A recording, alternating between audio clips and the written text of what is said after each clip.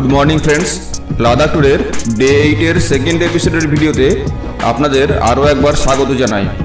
আজকের এই ভিডিওতে আমি আপনাদের দেখাবো প্যাংগং লেকের মর্নিং ভিউ, সানরাইজ এবং সেই সঙ্গে লেকের জলের কালার চেঞ্জ আর অবশ্যই স্নোফল।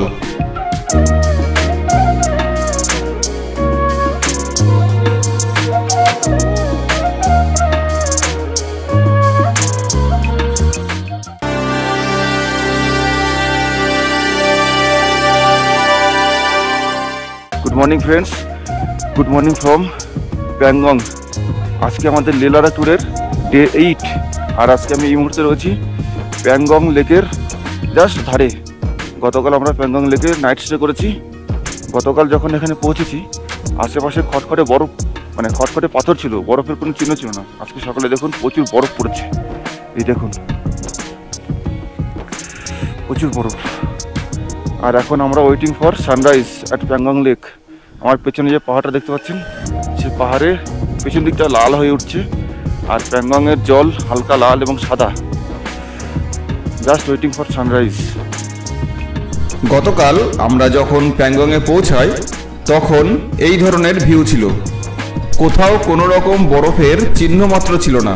কিন্তু রাতে টেম্পারেচার মাইনাসে চলে যায় এবং সেই সঙ্গে প্রচুর স্নোফল হয়। আর এখন দেখছেন কি পরিমাণ স্নোফল হয়েছে, চারিদিকে তার চিহ্ন পড়ে রয়েছে। একটু আগে আরও বেশি বরফ ছিল। সকালে ঘুম থেকে উঠে রুমের দরজা খুলতে পারছিলাম না, দরজা আটকে গেছিল। এখন বরফ অনেকটা গলে গেছে।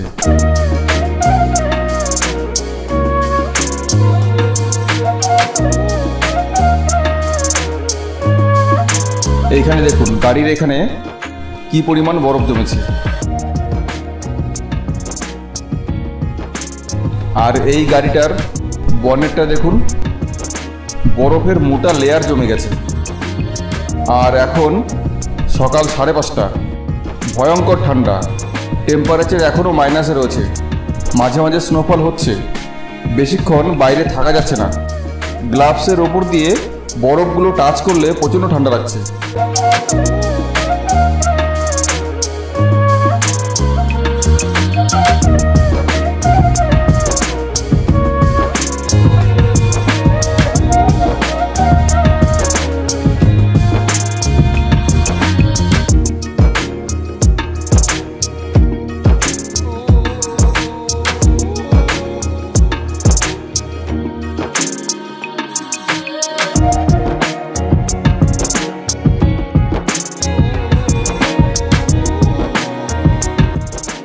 লেকের ওই পারের ওই যে পাহাড়টা দেখছেন, যার পেছনে সানরাইজ শুরু হওয়ার আগের মুহূর্তের লাল আভা দেখা যাচ্ছে।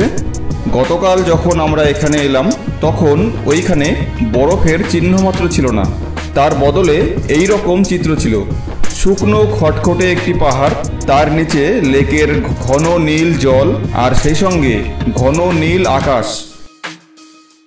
আর এখন চিত্রটা এরকম, রাতে প্রচুর স্নোফল হয়েছে এবং তার ফলে পুরো পাহাড়টা বরফে সাদা হয়ে গেছে। আর সেই সঙ্গে লেকের জলের কালারটা দেখুন, লালচে ও সাদা। সানরাইজ হওয়ার আগের মুহূর্তে লেকের জল এরকম লাল হয়ে যায়। ওই যে দূরে লেকের ওই পারে যে পাহাড়গুলো দেখছেন, ভালো করে দেখুন, ওখানে এখনো অন্ধকার, সূর্যের আলো পৌঁছায়নি।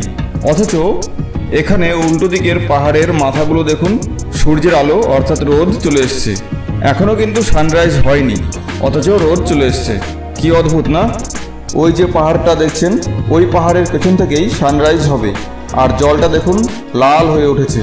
সেই সঙ্গে নিচে লেকের ধারে যে ঘরগুলো দেখছেন, এগুলো হলো সব কটেজ, টুরিস্টদের জন্য। এখানে ফুডিং এবং লজিংয়ের যথেষ্ট সুব্যবস্থা আছে। অ্যাভারেজ খরচ অলমোস্ট 3000 টাকা পার কাপল, অর্থাৎ দুজনের জন্য 3000 টাকা, with breakfast, lunch and dinner. এখানে এই ধরনের কটেজ প্রচুর পরিমাণে আছে এবং অনস্পট বুকিং প্রায় সবসময়ই পাওয়া যায়।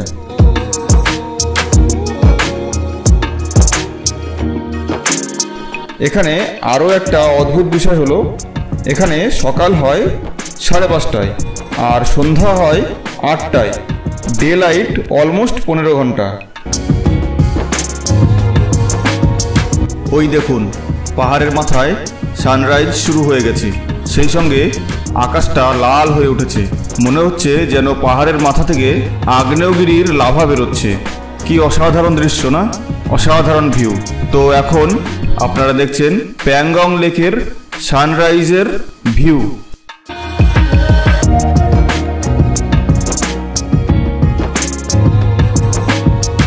দেখুন পাহাড়ের মাথা পেরিয়ে সূর্যটা আস্তে আস্তে ওপর দিকে উঠে আসছে এবং সেই সঙ্গে সূর্যের ব্রাইটনেস ধীরে ধীরে বেড়ে যাচ্ছে।